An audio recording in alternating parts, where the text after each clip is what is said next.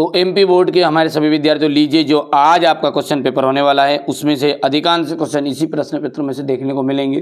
बेटा सारी चीज़ें 75 की 75 सामने नहीं बता सकते, आप खुद समझदार हैं। चलो तो समझते हैं, और इसी में से आपका 90% पेपर तो चांस है आने के। बालकस्य इति रूपम कस्य विभक्ते अस्ति, तो षष्ठी। राजन शब्दस्य द्वितीय विभक्ते रूपम अस्ति, तो राजा नाम। सप्तमी विभक्ते रूपम किम, तो सप्तमी विभक्ते रूपम किम का जाएगा पितरी। चतुर्थी विभक्ते रूपम किम, तो बालकाय रहेगा, ध्यान बालकाय हो गया। इसके बाद में यहाँ पर अपन आगे बढ़ते हैं, तो क्या दिया है, जीवनम दुर्वहम अस्ति, तो अत्र। अधोलिखितेषु अव्ययम नास्ति, तो अधोलिखितेषु अव्ययम नास्ति, तो इसका जाएगा परा। और क्वेश्चन नंबर 2 है आपका यहाँ पर, इसमें पहले में आपका चतुरा जाएगा, दूसरे के अंतर्गत आमंत्रम, तीसरे में आपका जलम भरना है, पांचवा आपका जो रहने वाला है मानवाय आ जाएगा, छठे के अंतर जाएगा विपत्तम। क्वेश्चन नंबर जो 3 है ये देखिए यहाँ पर, अग्निदत्ता। अग्निदत्ता का आपका रहने वाला है यहाँ पर, पहला है तत्पुरुष समास, दूसरे का इत्यादि में आपका यन संधि है। गायिका का अंतर्गत आ जाएगा आयादी संधि। चौरात भयम का जाएगा पंचमी तत्पुरुष। नर प्लस इंद्रा का जाएगा नरेंद्रा गुण संधि है। ये राम लक्ष्मणों का आपका रहने वाला है द्वंद्व समास। ठीक है भैया, चलिए क्वेश्चन नंबर 4 से अपन आगे बढ़ते हैं। तो आगत्य इतस्मिन् पदे प्रत्यय अस्ति, तो आगत्य में आपका ल्यप प्रत्यय ल्यप, और उसके नीचे वाला देखो ल्यप प्रत्यय से एकम उदाहरणम लिखा था। अरे भैया ल्यप प्रत्यय का ऊपर तो दिया तूने, लिख देता आगत्य, तो आगत्य भी लिख सकते हैं या फिर आप लिख सकते हैं प्रणमेय, ठीक है, या फिर आगत्य ऊपर का भी लिख सकते हैं।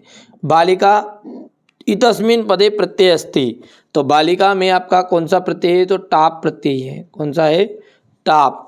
केशाम संपत्तो चा एक रूपता, तो महताम महताम।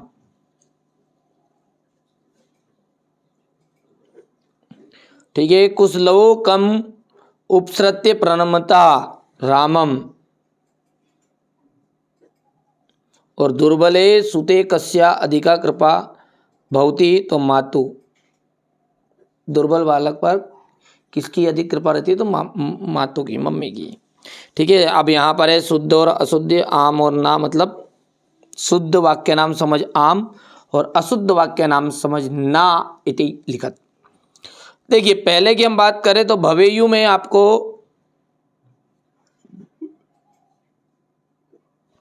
आम आ जाएगा, बहुवचन है क्योंकि, है ना। याचतु तस्मिन् पदे एक वचनम अस्ति, तो ये भी आपका आम रहेगा। यदि हम बात करें ना, तो यहाँ पर मैं एक बात कहूँ आपको, तो सारे के सारे आपको आम ही लिखना है, सारे आपके सत्य हैं।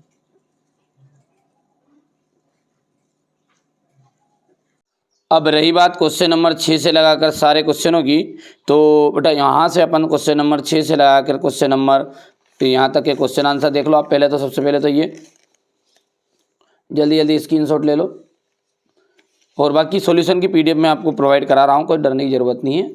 ठीक है, ये यहाँ से क्वेश्चन नंबर 15, जो कुछ चीज़ें ऐसी होती है कि इनकी ज़रूरत है, ठीक, क्वेश्चन नंबर 15 इस स्क्रीनशॉट ले लो। बाकी चलिए देर ना करते हुए बेटा ये सब सारी चीज़ें मैं पीडीएफ में आपको बता ही देता हूँ। ठीक है, यहाँ पर क्वेश्चन नंबर जो 6 है उससे अपन पूरा सॉल्यूशन देख लेते हैं।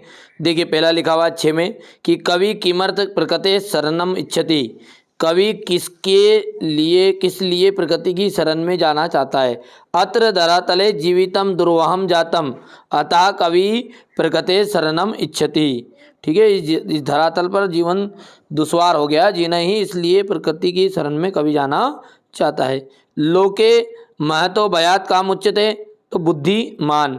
ठीक है भैया, इसी तरीके से यहाँ पर आप देख सकते हैं, पढ़ लेना है, समय कम है अपने पास इसलिए।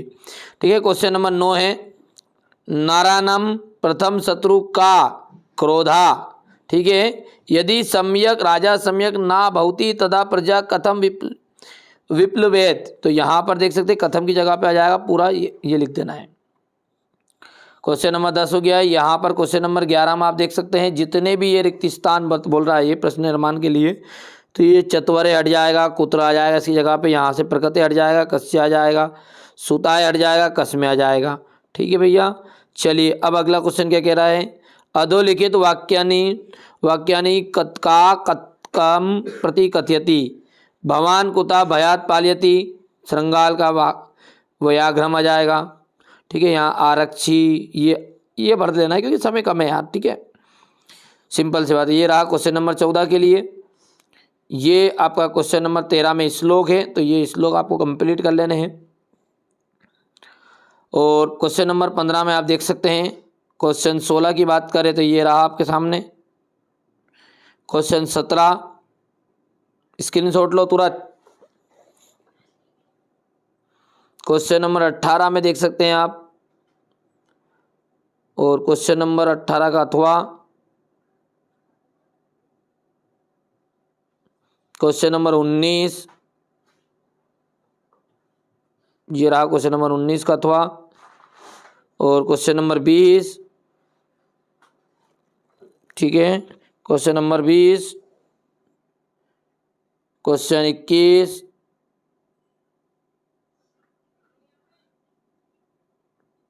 क्वेश्चन 22 और ये अंतिम 23। अब ये 22 का जो ये रहे आपके अवकाश 100% श्योर यही आ रही है और आएगी ही सही। ठीक है, और निबंध में संस्कृत